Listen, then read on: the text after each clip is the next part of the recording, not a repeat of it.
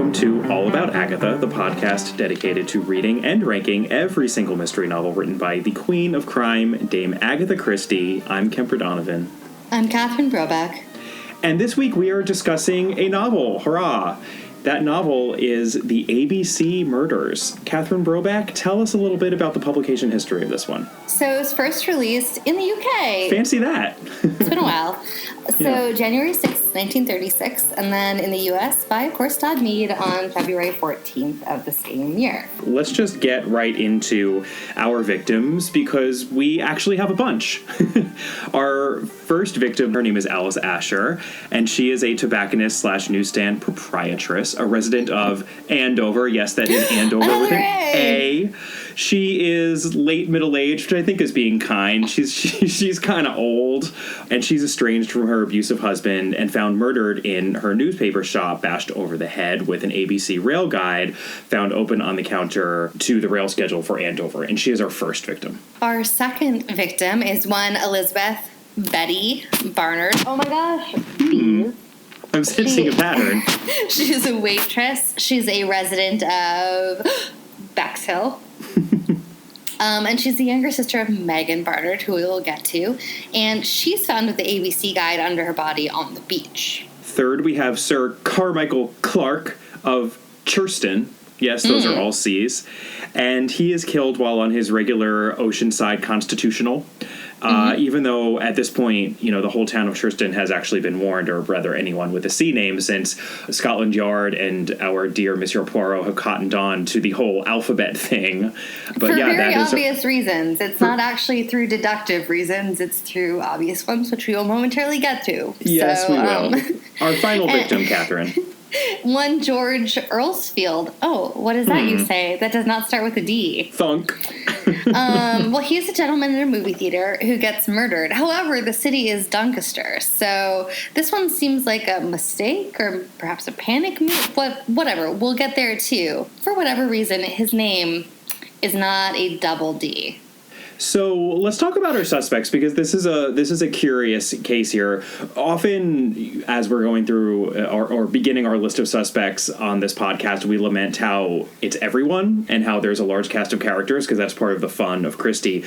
Here, that is actually still the case. It actually is everyone, but it kind of seems like it's no one for a large part of the book. And even saying that it's everyone is a spoiler, but hey, we're going to be spoiling things all over the place. So there's an argument to be made that there's really only one suspect until we actually get to our solution, and that will be the first suspect that we go through. But I just wanted to make that caveat because this is just a really odd situation for a Christie novel when it comes to our suspects. But starting off with a major bang, we have Alexander Bonaparte Cust. That's right, initials ABC. And we get some rather awkward third-person insight into Mr. Cust, who is a stocking salesman and who lives in a room in a boarding house. He also gets migraine headaches and has epilepsy and no family or friends. Oh, hey, you do say. He also happens to be in every city where an ABC murder happens. He owns a typewriter. We'll get to the typewritten letters that this madman killer seems to be writing. And yeah, as already mentioned, his initials are ABC. So huge suspect and kind of the only suspect, depending on how astute you are as a reader, for a large part of the novel. But that is Mr. Alexander Bonaparte Cust. Then we have Mr. Franz Ascher, who is Alice Ascher's husband. He's an abusive drunk and a German. Supposedly, he's much more verbally abusive and has never indicated that he's physically abusive towards Alice. Right, and again with the spoilers, but he didn't do it. And I just thought it was interesting because we came across this exact character type recently in The Man in the Mist with that cranky leftist poet who was constantly talking about choking out the woman that he didn't like. The Reddit troll, if you will. But it's such a Christie type that verbal abuse is almost used as proof of the absence of physical abuse, which, let's be honest, does it really always work that way in life? No, but it's a type. Next, we have Mary Drower, or actually Drower, I believe was the way it was pronounced in one of the adaptations. I think so. So Mary Drower, let's say. This is Alice Asher's niece. She's not really all that suspicious, but she gets some stuff from Alice's estate. She saw Alice regularly, and she's a character in the book, so we may as well include her. Then we have the aforementioned Megan Barnard, who's Betty's sister, and who pretty much thought her sister was a promiscuous ditz who leached off their parents and who took a lot of attention away from everything else in the world. Megan Barnard tells it like it is. She does. She's a truth teller. And a very nice professional lady in London, so we know she can't be all that bad. Yeah. Which is also a type that Christie usually treats pretty well and actually fills out nicely. I liked Megan Barnard. I thought she was a good character. Then we have Donald Fraser, who was Betty Barnard's boyfriend, on whom she was very clearly cheating. See, aforementioned sister who thought she was a promiscuous ditz. He was also kind of stalking her in order to prove that she was cheating on him. He's fiery-tempered. And the fiery temper, again, is code for possibly verbally abusive. Hence, not physically abusive. Guess what? He didn't do it either. Then we have Lady Clark, who is a dying invalid. And she stays, mostly in her room, really, really, really hopped up on painkillers, watching out the window as she wastes away from cancer. Then we have Franklin Clark, who is Sir Carmichael Clark's brother, who travels the world on behalf of his brother's business interests. Sir Carmichael Clark was a very wealthy man, and who now watches over some of his affairs in Tristan. And last but not least, we have Miss Thora Grey, the Swedish seductress, who is Clark's secretary / I guess kind of general house assistant. She seems to kind of have a thing for Sir Carmichael.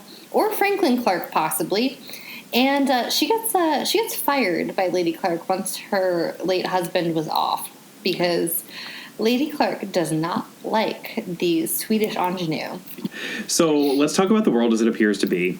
As we mentioned, this is a bit of an odd story, and we should probably deal with the point of view oddity here first. This is a Hastings narrated story, which, hooray! I was very excited that we were back to a first-person Hastings story, but not completely. Most of the story, Hastings is narrating, and he begins by telling us that he came over from Argentina, where he's living the dream with Cinderella and his kids. He has some business to do in London, so he's there for a conveniently extended stay. Naturally, he comes to see his dear Monsieur Poirot, and he is really in the mood for crime, and he's reminiscing about all the times that he and Poirot had hunting together ever since Mysterious Affair at Styles. And Poirot, he's being extra discerning about the kinds of mysteries he likes, and he insists that he really likes closed room mysteries, which are very much the standard sort of mystery that we are used to coming across in a Christie novel. And it feels like Christie is kind of preparing the reader with this conversation for the odd kind of a case that our Monsieur Poirot and Hastings are about to be saddled with. Right, because Poirot receives a mysterious typewritten letter, and it reads as follows. Mr. Hercule Poirot, you fancy yourself, don't you, at solving mysteries that are too difficult for our poor thick-headed British police. Let us see, Mr. Clever Poirot, just how clever you can be. Perhaps you'll find this not too hard to crack. Look out for Andover on the 21st of the month. Yours, etc., ABC. Poirot is sufficiently disturbed by this to bring it to Hastings' attention, as well as the attention of Inspector Japp. We've got lots of Inspector Japp in this novel as well. It's fantastic. Always exciting. Always love it. And they both listen to him, but we get the sense that they both think he's reading too much into this. But something just doesn't sit right with Poirot with this letter. It makes him uneasy, and he's nervous that something bad is going to happen on the 21st at Andover, specifically murder. Guess what happens? Murder? Murder. Mrs. Alice Asher, the tobacconist, has been found in her shop, bludgeoned to death over the head. You know, she's married, as we find out, to this German lout who's a drunk and who seems like the likely culprit, except, again, as we said, only verbally abusive. And also, he depended on her for money, so killing her is not actually in his best interest. I just wanted to give Christie credit. There's a lot of implied prejudice against Mr. Asher as a German, which we're also supposed to read as another point in his favor, almost, because people just seem set against him, and perhaps he's had a really rough life because of it, and was the opposite of a xenophobic moment in a Christie novel, so I very much appreciated that. Poirot and Hastings, they go back to London essentially empty-handed, except for all these details about Mrs. Asher's very tragic past, because it turns out she was once a really great beauty with Mr. Asher, and they seemed a happy couple, and it all fell apart. So a month later, Poirot gets another letter. Dear Mr. Poirot, well, what about it? First game to me, I think. The Andover business went with a sing, didn't it? But the fun's only just beginning. Let me draw your attention to Bexhill-on-Sea. Date the 21st. What a merry time we are having. Yours, etc. A.B.C. Dun dun dun. Well, guess what happens? Betty Barnard gets murdered in Bexhill-on-Sea. Yeah, on the beach, another B word. With another With a ABC belt. guide. With a belt, in fact, her own belt. I don't know that those were necessarily part of the B clues, but they are very convenient. And the ABC guide is found under her body. And it turns out Betty was, how shall we put this nicely? Betty was flirty. A hussy? Oh, well, that I wouldn't say that was putting it nicely, but... Sorry, that was the Blanche Devereaux in me. Grandma Hollingsworth always said I was a little flighty. Or was it a little floozy? She saw what she wanted and she took it. And that was with disregard to the feelings of her fellow waitresses and also to the feelings of her actual boyfriend, Donald Fraser. Who she's like quasi-engaged to, but not really. It seems like she could be engaged if she wants, but she doesn't really want to. So she's like, we'll see if you'll do later after I date and have intimate moments with a lot of other men. Sometimes I'd wake up in the middle of the night just sweating and screaming and clawing like a trapped panther, unable to release the lusty, steamy passions that constantly threaten to erupt from within me. What's bothering everyone is a young woman being strangled on a beach with her own belt is a very different MO to the first crime, which was an old lady in a shop being hit over the head. So everyone sees the connection with the alphabet, and Poirot obviously has alerted them to the second letter. So it's not that they don't see the connection, but they are just puzzled by this. And this is where we also start getting hot and heavy with Inspector Crome, the supercilious Inspector Crome, who likes to say, "Oh, yes," in response to any question. I quite enjoyed him, actually, and he's young and condescending and thinks he knows more than he does, and we get a lot of him, actually, almost more than Jap, actually. I would have perhaps preferred to see a bit more of Jap, but I did enjoy Crome. I would have liked more Jap, but no, instead we get Inspector Crome. That's okay. No. Isn't that always the way? I know. Well, unless you're Hastings, who I'm sure would actually, prefer less Jap. He would, yeah. There's the runner of Hastings and Jap really not liking each other is certainly continued in these stories. It definitely is. Well, so post the murder of Betty Barnard, guess what? A month later, Poirot gets another letter, again typewritten, and it says, "Dear Mr. Poirot, not so good at these little criminal matters as you thought yourself, are you? Rather past your prime, perhaps?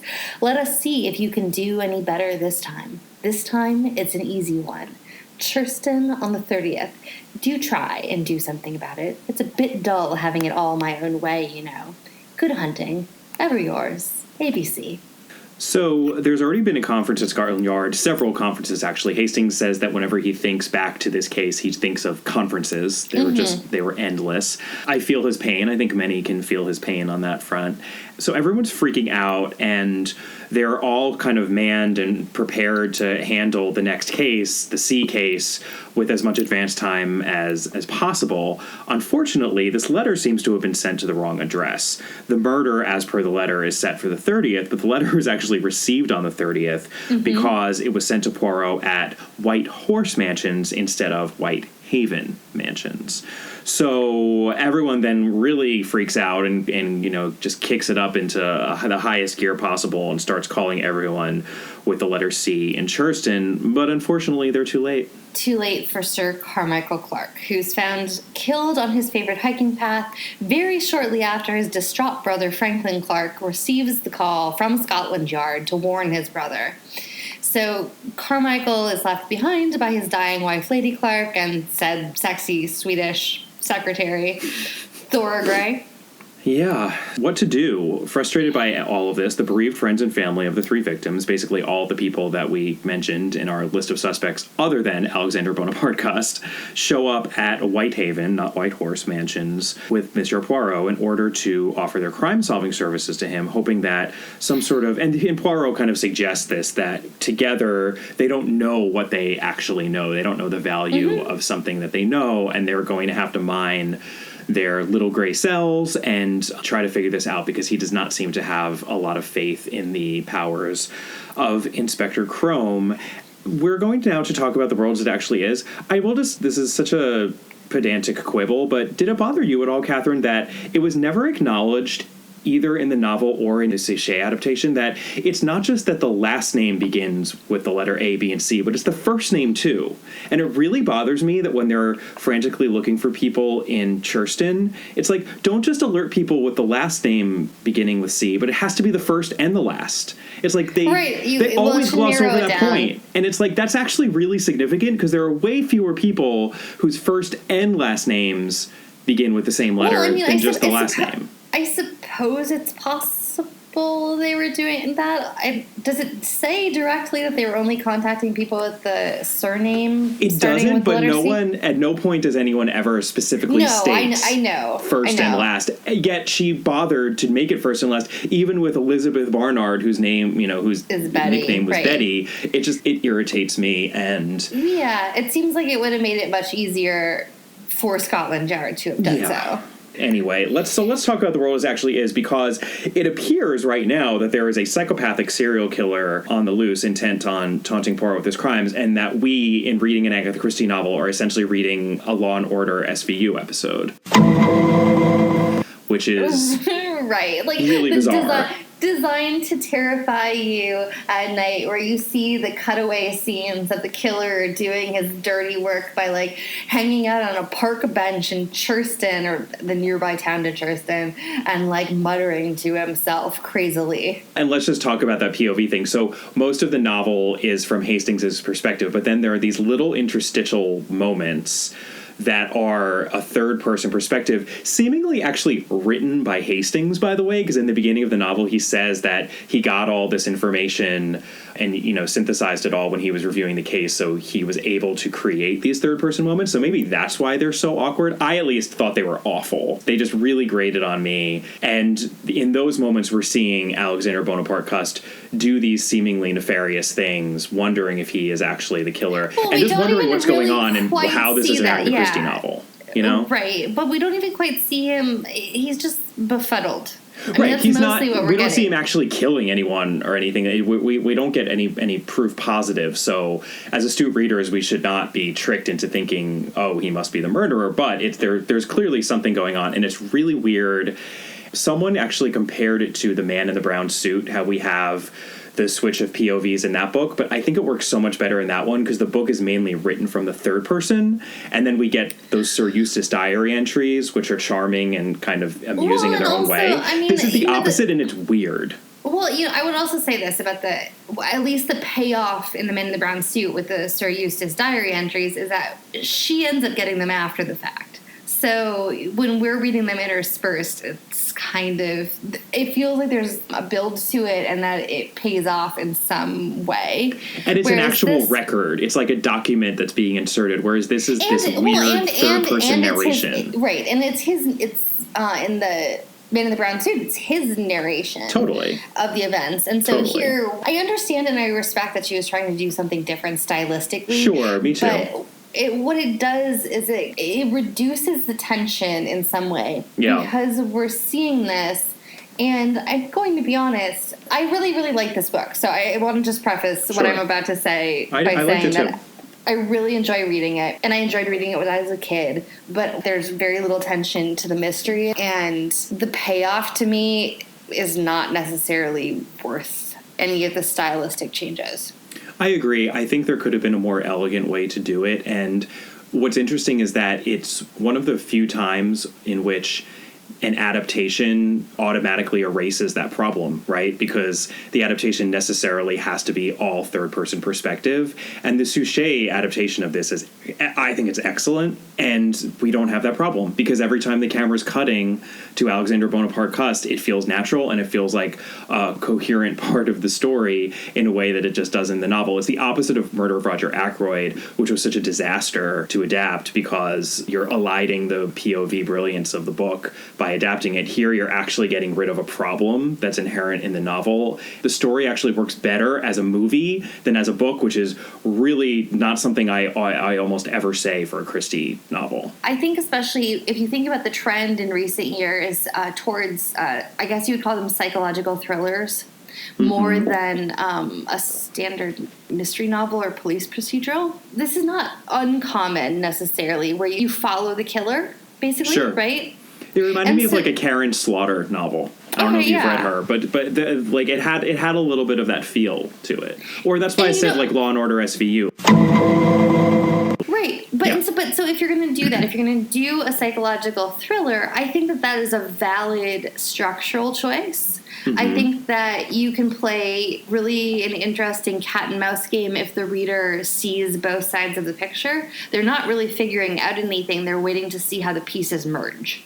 Yeah. If that were the case here, that would be one thing. However, that's not the case here. What we're getting are weird interstitials that I think an astute reader knows pretty early on can't possibly be the answer. Right. Yeah. And that's the thing. And exactly what you just said, there's a lot of enjoyment to be had from a novel in which you are just watching the pieces come together passively. One can read Christie that way. And we've come across some listeners to the podcast who absolutely read Christie that way. And I actually read a lot of Christie that way, especially when I was younger, not trying to actively solve the mystery. And just, I think Edmund Wilson talks about that in that, Screed and that he wrote against mystery readers, and he's horrified that some people read passively like that. There's nothing wrong with that, but the classic way to read Christie is actively, right? In that you are trying to help solve the mystery. Crossword puzzle. Exactly. And this is one where, and you'll see as we're going through our clues, we keep on making joking references to almost divinely inspired astute readers, because I just don't know if anyone can really get there, and that's usually not the case for a Christie novel. But we will get there. Let's talk about our clues as they are. So,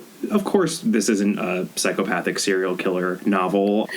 Sort of is. But let's talk about our first clue, which does involve our seemingly psychopathic serial killer. Yeah, right. And we should preface it by saying that Poirot and Hastings, while they have put together their quote-unquote legion, they get a call saying that the dying Lady Clark is briefly lucid, and could they please come as soon as possible to pay her a visit because she has something to tell them.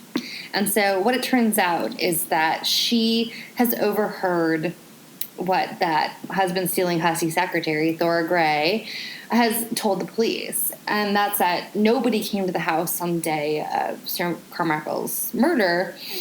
And so what Lady Clark says is, well, she's lying to you. That's not true. That's absolutely not true, because she saw from the window that she's stuck by day in and day out. She saw Thora speaking to a mystery man at the door of the manor house. Yeah, so clue number one, Poirot confronts Thora about this and says, did you not in fact see someone? And she's like, no, I didn't. Oh, wait. Oh, my God, I'm such an idiot. I actually did. And she realizes that she forgot, because he was so forgettable, this sad little salesman who came to the door selling stockings. And this is also, this is so telling in terms of how this book works, because we are given that crucial clue and then the solution to the clue immediately. In that Poirot says, remember in the first murder, Alice Asher had just bought stockings. There were new stockings laid over a chair. And in the second murder, there was mention made of new stockings that had been bought for Betty Barnard and never actually worn because they had just been bought that day. And Poirot makes the connection that there must be a stocking salesman who had been prowling around while these murders were happening. And guess who is a stocking salesman? Could it be our dear Mr. Cust? Yeah. So that's a major clue. And at this point in the story, also, there's another letter. Things are converging onto Doncaster, as we mentioned. And then there's this scene where the cast of characters who are related to the three previous victims, they all converge and they're trying to essentially ferret out who this killer is. And then we get this odd murderer of George Earlsfield, who happens to be sitting next to someone with a D.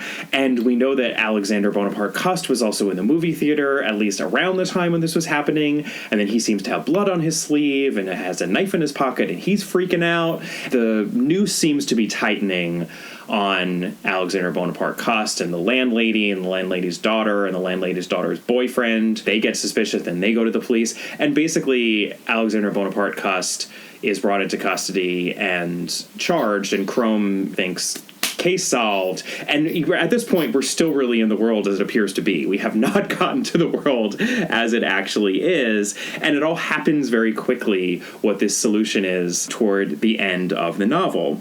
And I would say that the first true clue in terms of what is really going on in the story comes from, wait for it, Captain Hastings. Because, oh my goodness. I know, as often happens, when Captain Hastings babbles and thinks that he's just saying things inconsequentially, that's actually when he accidentally says something consequential. It's the sort of a broken clock is right 2 times a day thing. Well, that's also why Poirot's favorite reason for keeping him around. Yeah. So Hastings says this. He says, how odd all this is, Poirot. Do you know this is the first crime of this kind that you and I have worked on together? All our murders have been, well, private murders, so to speak. And then Poirot responds, you are quite right, my friend. Always up to now, it has fallen to our lot to work from the inside. It has been the history of the victim that was important. The important points have been who benefited by the death, what opportunities had those round him to commit the crime. It has always been the crime intime. Here, for the first time in our association, it is cold-blooded, impersonal murder from the outside. And I think this is a brilliant clue, and this kind of goes to the cleverness of this whole story, because it's kind of like Christie is baiting the reader here, because that's a total fake out. It actually isn't an outside murder. This is a murder that is committed for a personal reason, and we'll get to why there are multiple murders, which is going back to 3-act tragedy, in my opinion, anyway. No, right, but there are 4 murders here, and so sure. 3 of them... Yeah, but the reason for them all has to do with a very personal reason. What Christie's doing here is exactly what she did in 3-act tragedy. She's just doubling down on it. That's all. She's adding flair to what she already did in 3-act tragedy. But I think that's kind of the first clue that's giving us a sense that this actually is not what it seems to be. This is not an outside murder, that there has to be a personal reason. And Poirot really does harp on over and over again this idea of motive. He's constantly like, yes, obviously we have multiple murders here, but there has to be a reason why. And Crome is like, who cares? It's a crazy person. And Poirot won't let it go. You're a clever reader. Essentially, you could look at this and you could say, okay, well, yeah. This is our clue number 3. So if motive is so important, who among those 3 murders has a super strong reason to be killed? You can argue that Franz Asher has a motive of loathing towards his wife. Sure, but it's muddy. You can argue that Donald Fraser has a motive of loathing and lust towards Betty Barnard. But it's also muddy. Which is also muddy. But what is the most obvious solution to most of these? And guess what? It's always going to be lucre. Yeah, it's money. It's money. So there's only one victim here who's super rich, and that's Carmichael Clark. Who would want him dead? And who would want him dead? Perhaps his brother who inherited. So given all of Poirot's harping about motive, again, I think this would have to be like a divinely inspired, astute reader to get there. I certainly never would, never could. But that is a clue pointing us in the right direction. And then a little bit more concretely, while we're still on motive, we also have a letter that is excerpted in this book.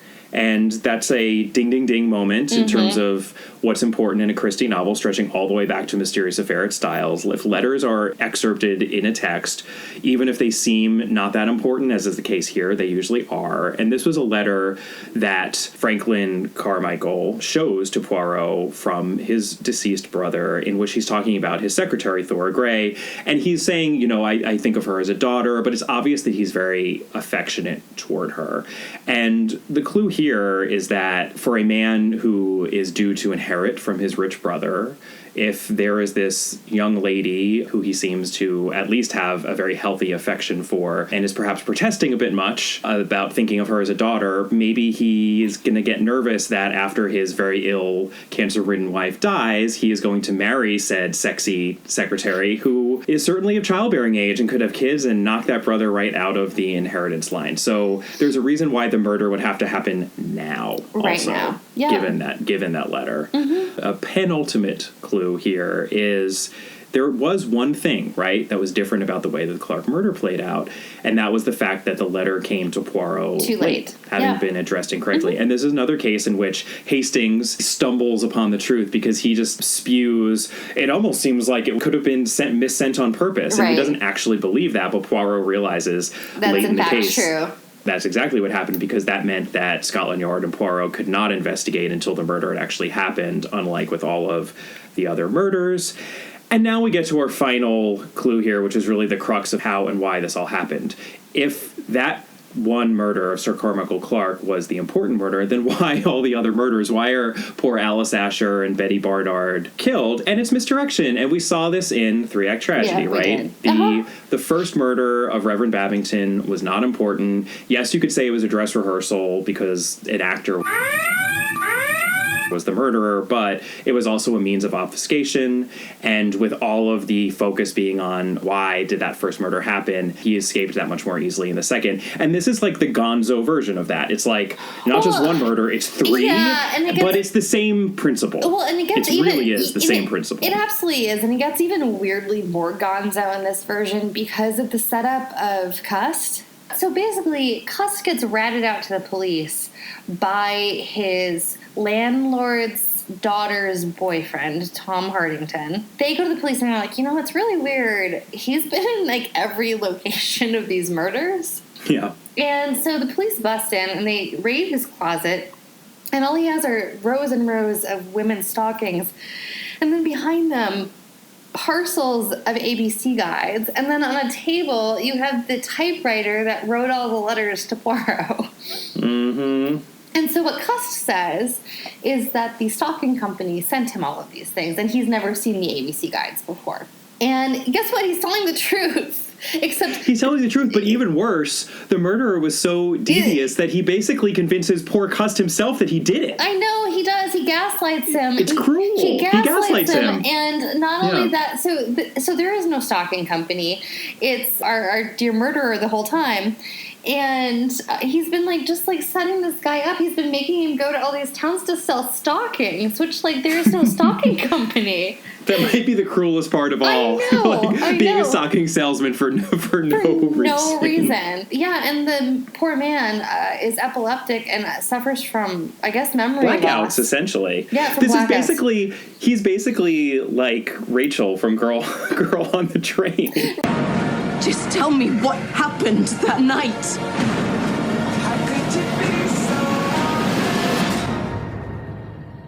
Why are you here? Because I'm afraid of myself. Right? Yeah. He's tricked into thinking by his own faulty brain. He's tricked into thinking that he perhaps could be the murderer because he doesn't even know what he did. No, it's just really, really sad. And he has no family or anything. The only person who seems to care about him is Lily, who's the landlady's daughter. Right, she tries to warn him at the last minute, which is really bizarre. It's actually really weird. It's a really bizarre character. It didn't quite play. No. I needed a little bit more about Lily if that was really going to resonate in the story. Her, trying to give him a chance to get away. But in any case, and so Poirot and Cust have this great scene where Poirot says, so you're convinced essentially that you did it, but you don't know why you did it. And Cust says yes, and luckily for him, the Betty Barnard murder is the one murder where there's another man who was playing dominoes with him at the time, and who says, no, this man could not have done it. So Cust is so confused because he's like, well, I did play dominoes with him, so I guess I didn't do that murder. But it's all a mess, and then Poirot convenes everyone, and he basically brings them through how it's Franklin Carmichael. And it's funny because he basically says it wasn't sporting, and he treats Franklin Carmichael with such contempt because not only is he an evil, horrible, multiple murderer, but he pulled the wool over this innocent man's eyes. And again, with Poirot, it's always the innocent, right? It's always the life of the innocent.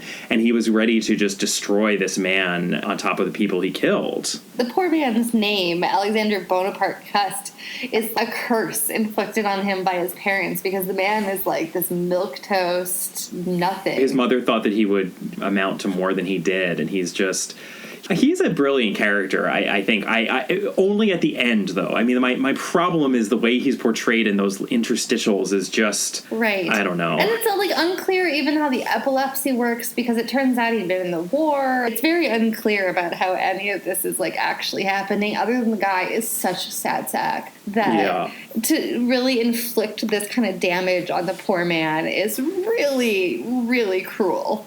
Yeah.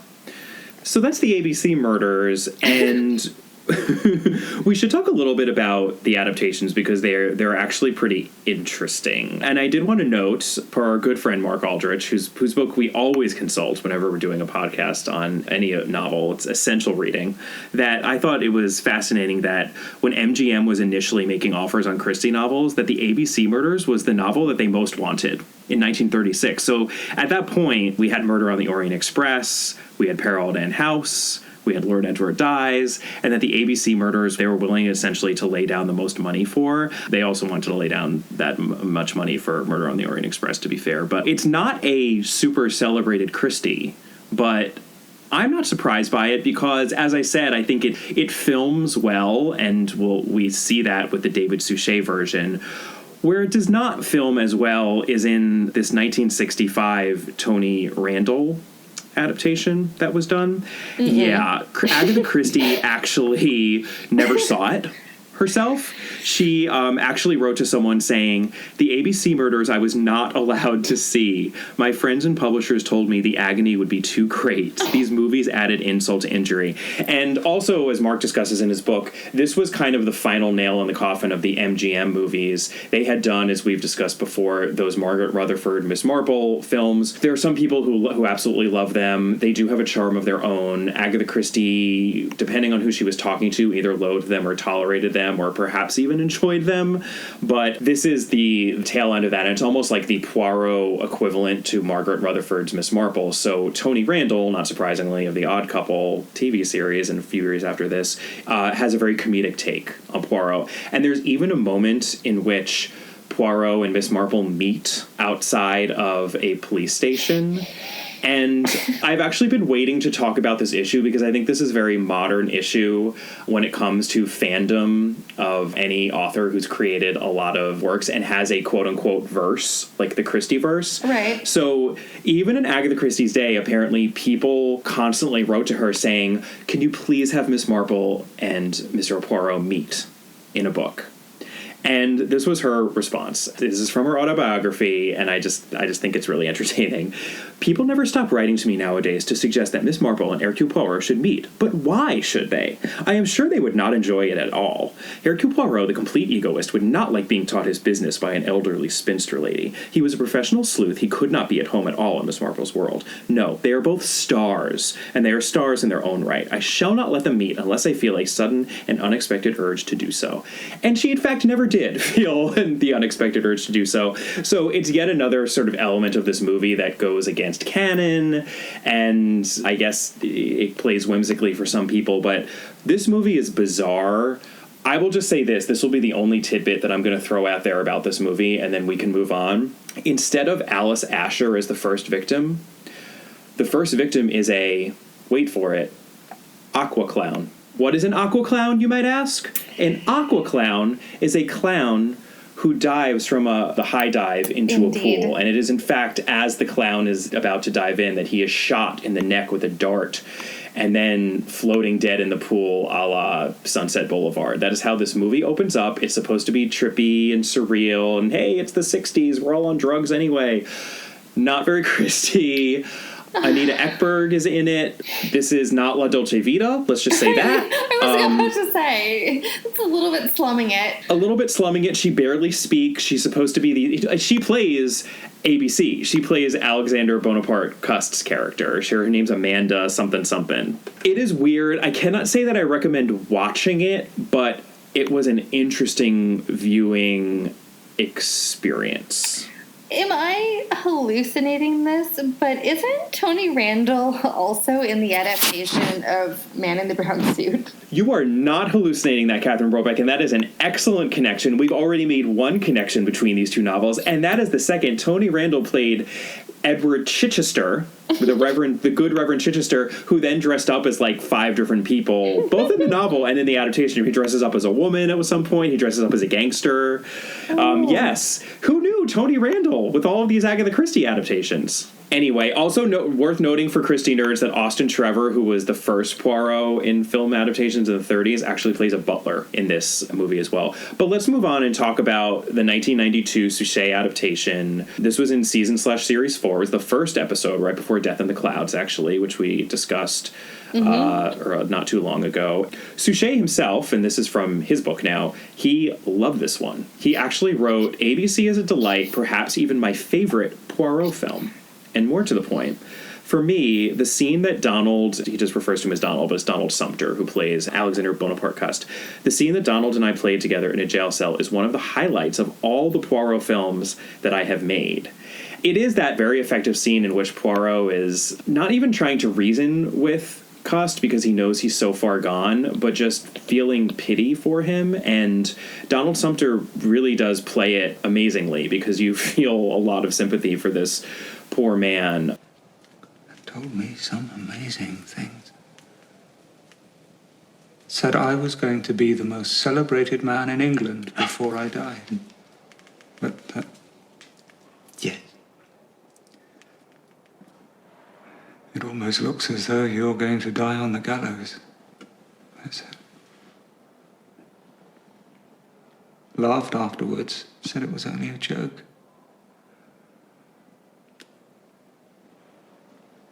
But I suffer quite badly from my head, you know. I mean, there are times when I don't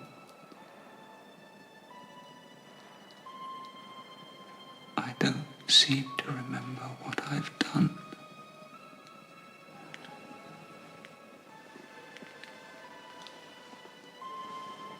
But you do know that you committed the murders. Yes. Yes, I do know that. And I am right, am I not? That you do not know why you committed them. No. No, I don't. I've mentioned, I think that this adaptation works really well. There's a lot of jokey hijinks going on with a Cayman that Hastings brings back from a trip. He's not in Argentina in this. They kind of fudge that, but it doesn't necessarily all work out. It's like there's this button in which Cust comes and actually brings flowers to Poirot, which I did find really touching. Like the idea of a man bringing another man flowers, not in a romantic way, but just as this grateful gesture. I actually thought that was a nice touch, but it gets really jokey really quick, and he ends up sitting down with Hastings, and Hastings is telling him the story, his hunting story about the Cayman, which he's been trying to tell everyone throughout the whole episode, and it just gets like super light a little too quickly for me. I didn't like the ending of it, but I thought that they played with the creepiness really well, and all the time that we were watching Donald Sumter as Cust worked within the film. It just all kind of held together a lot better than it does in the novel. Right. Well, I mean, again, though, this also goes back to the issue sometimes with the Hastings narration. As much as we like it, it really does affect how you read a book, especially if you're going to switch off of it. Yeah, it's limiting. It is limiting. And so, if we remove that and we remove essentially that prejudice, right, it's obviously going to be slightly more compelling, that other bit of awkward interstitial. Yeah. The only other thing I will note for Christie nerds on this adaptation is that Nicholas Farrell, who's totally one of those, oh yeah, that guy character actors, he plays Donald Fraser in this version, and this is 1992. He is one of the few actors who would then go on to play a completely different character. We've already covered this one. In 13 years later, 2005's The Mystery of the Blue Train, he plays Secretary Knighton. That doesn't happen often, that they reuse an actor for a completely different role, because it's jarring when you realize that, but it did happen here. I think they do it a few times. They do it a few times. They do it a handful of times. I mean, for as many Poirots as there are, though, like, they clearly tried to avoid it. But Nicholas Farrell's a good actor, so. Well, the most confusing thing is, like, when somebody is in a Marple, and then they're also in a Poirot, and then they're also in, like, an Inspector Morse. It's like, you don't blame them, but it's a little bit like, you'll be watching Game of Thrones, and you'll be like, okay, that actor was in, like, 2 episodes of Marple and an episode of Poirot, and, like... And now throw in The Crown also, and it's just like, oof. So let's talk about our rankings and get right into it on plot mechanics. I think it's pretty clear what I think at this point of the plot mechanics, in that I think they're clever, but not brilliant, because this is a gonzo, rather well-executed gonzo version of the innovation that she landed upon in 3-Act Tragedy. There's a lot to be said for that gonzo version, not just multiple murderers and would-be serial killer, but the framing of that serial killer. And it's all done pretty well. It's done with a lot of panache. I don't know if it's done quite masterfully, which is why... Yeah, I mean, I would say, you know what, I would say A for effort. Yes, exactly.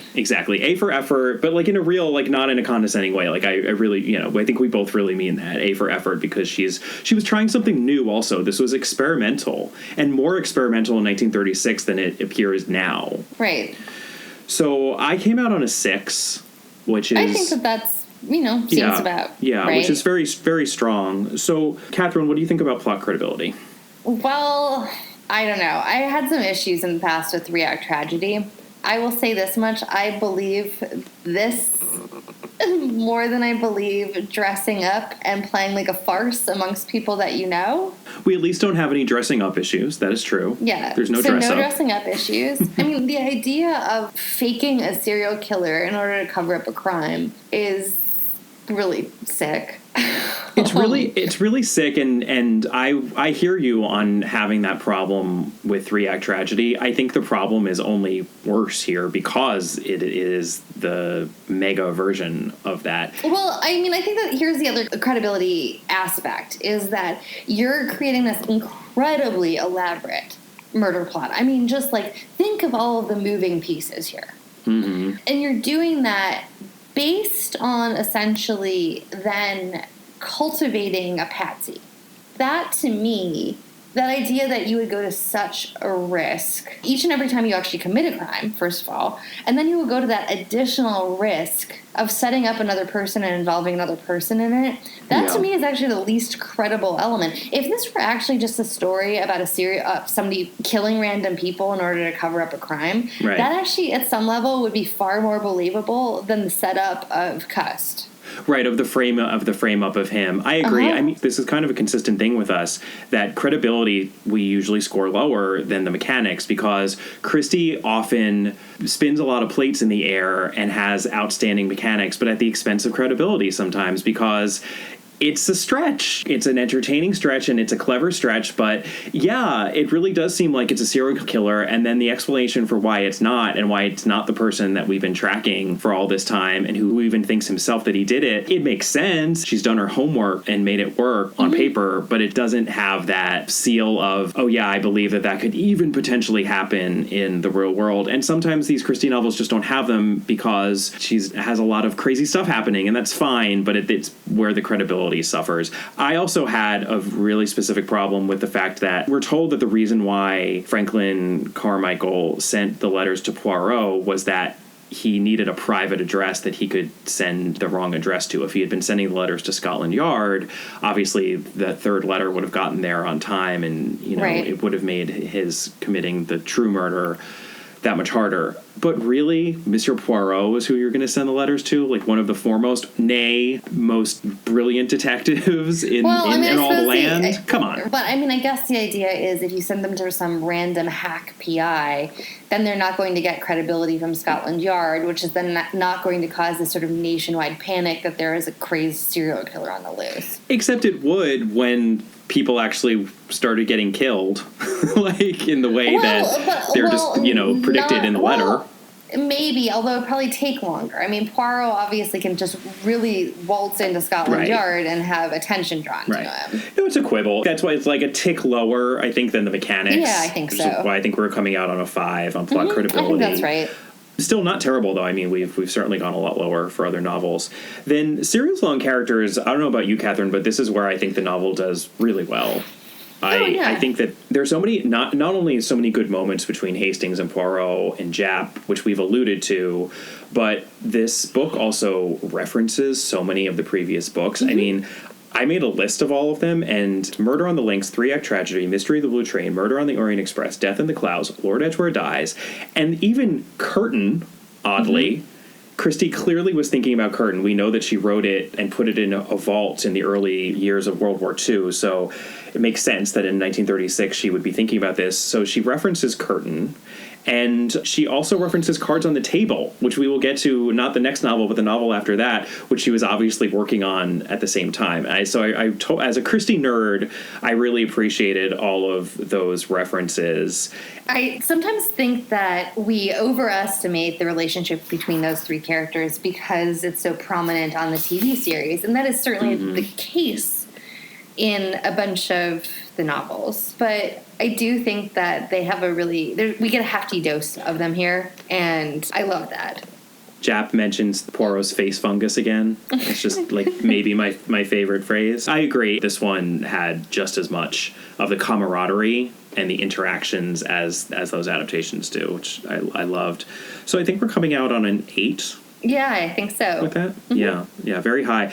And then book-specific characters is pretty good. I tend to concentrate on the female characters. We all know that Catherine does not have the same affection for ladies of Christie, but that's not entirely true. I was waiting for you to take offense to that.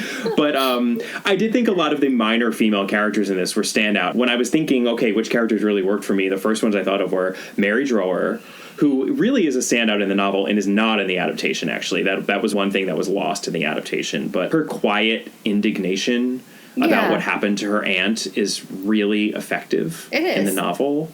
It's also very effective when Poirot is looking at Alice Asher's body and talking about how you can tell that she was beautiful once. Mm-hmm. There's nothing as poignant as Poirot looking at a corpse and getting all misty-eyed and sentimental. Right? Yeah.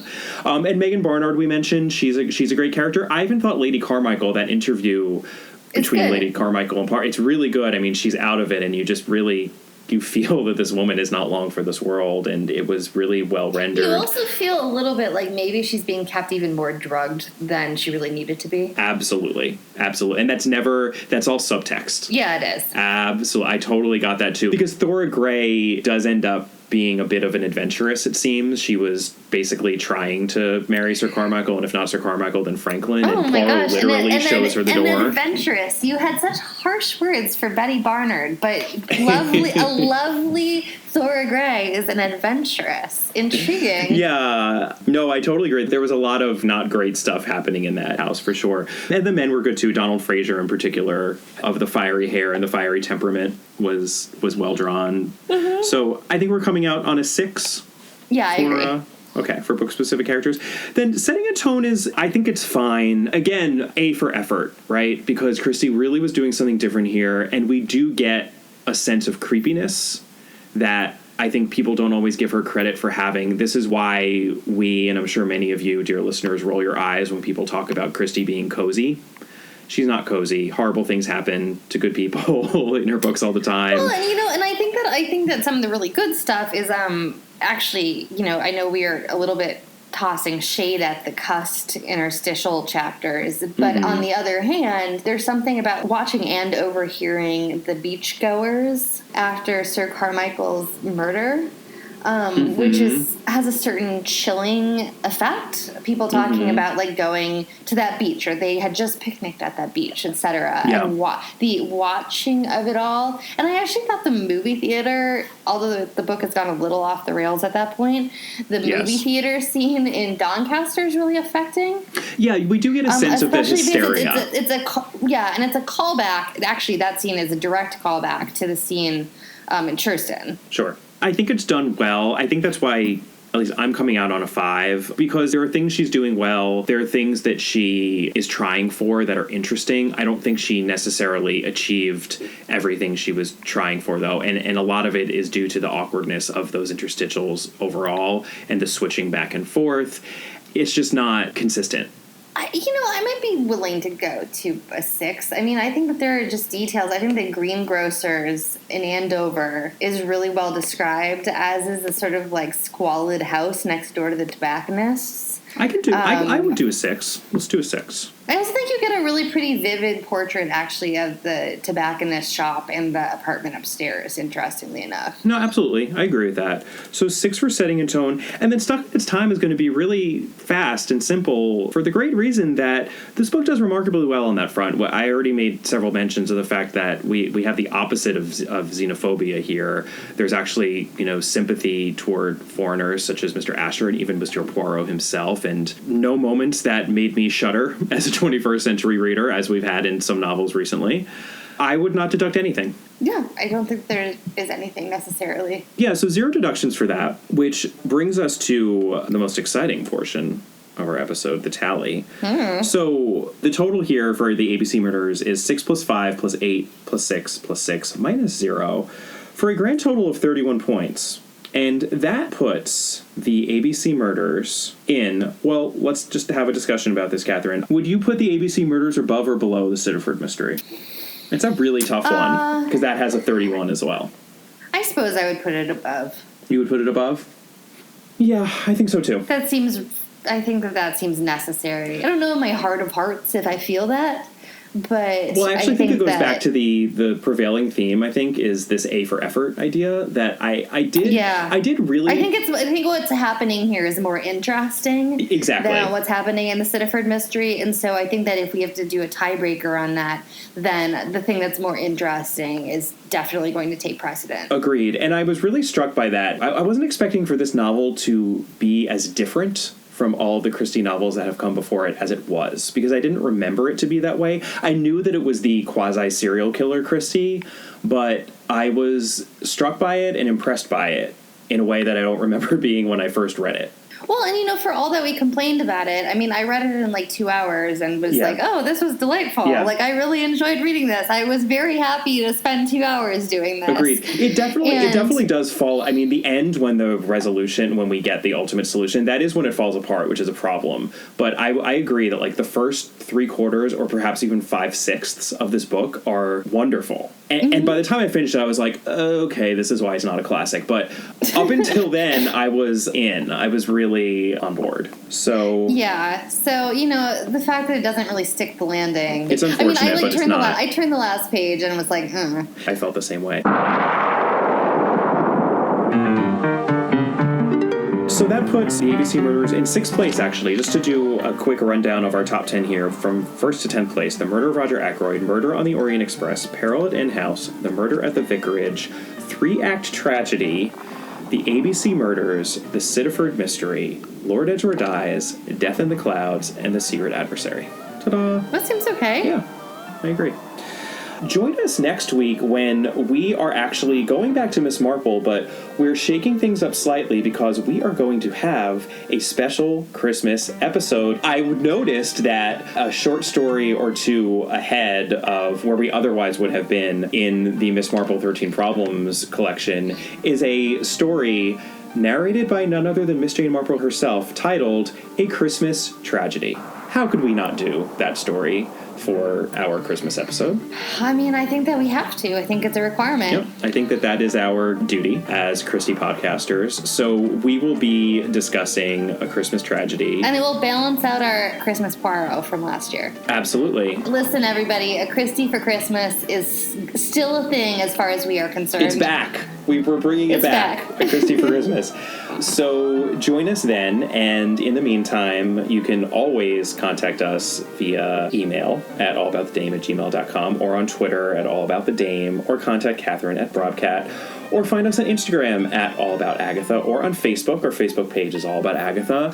And please do take a moment to rate and review us. We've gotten some of those in recently, and it really, really delights us, and also, incidentally, really helps out the podcast and helps other people find the podcast. So we would really, really appreciate that. We will see you next time. Bye. Bye.